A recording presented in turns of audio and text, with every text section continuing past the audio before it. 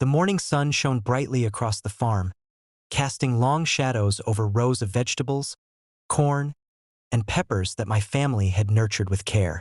The tranquility was shattered when Karen audaciously attempted to steal my produce. Again, she had developed a habit of disregarding boundaries and acting as if entitlement alone could grant her access. What she didn't anticipate was the clever and fiery countermeasure that awaited her. Ghost peppers, strategically planted to protect the property. I had noticed signs of intrusion the night before, trampled crops and footprints near the pepper rows. Rather than confront her directly, I decided to let the plants and preparation speak for themselves. Ghost peppers, some of the hottest on the planet, were deliberately positioned around the farm's perimeter and high-value crops. Karen had no idea what she was walking into. As she approached, Max growled low, a warning she chose to ignore. Her audacity led her directly into the trap. The moment she tried to seize the vegetables, she came into contact with the peppers. The heat was instantaneous and overwhelming. She staggered back, flailing and screaming, hands clutching her face as the ghost pepper's fire burned through every nerve ending. The audacity that had brought her to my farm in confidence now turned into chaos and suffering. From the porch, I observed calmly, documenting every moment with cameras that captured both her actions and the consequences. Sarah and I ensured the farm's security remained tight, guiding Max to patrol vulnerable areas while I monitored the situation. Karen's screams echoed across the fields, a dramatic illustration of audacity meeting preparation, strategy, and natural deterrence.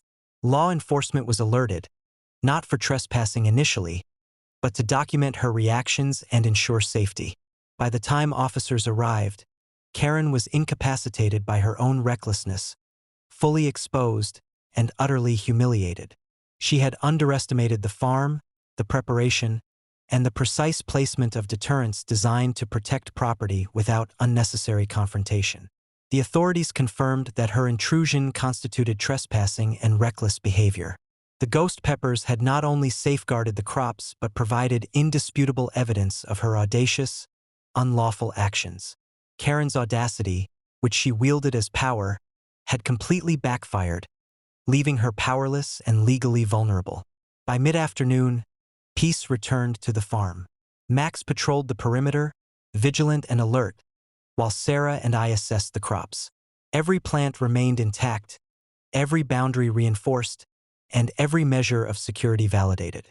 Karen's audacity had been met with foresight, preparation, and natural deterrence, proving that boldness without strategy can lead to dramatic failure. As the sun dipped behind the trees, casting long golden shadows across the fields, the farm stood serene, untouched, and victorious. Karen had learned, yet again, that audacity cannot overcome preparation, authority, and well-planned countermeasures. Every trespass, every attempt at theft, and every act of recklessness had been neutralized. The lesson was unmistakable. When audacity collides with strategy, preparation, and foresight, it fails spectacularly.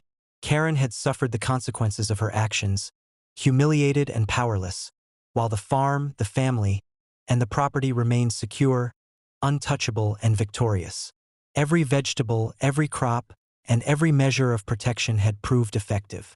Karen's audacity had been defeated by intelligence, planning, and preparation, and the farm stood as a permanent testament to that truth.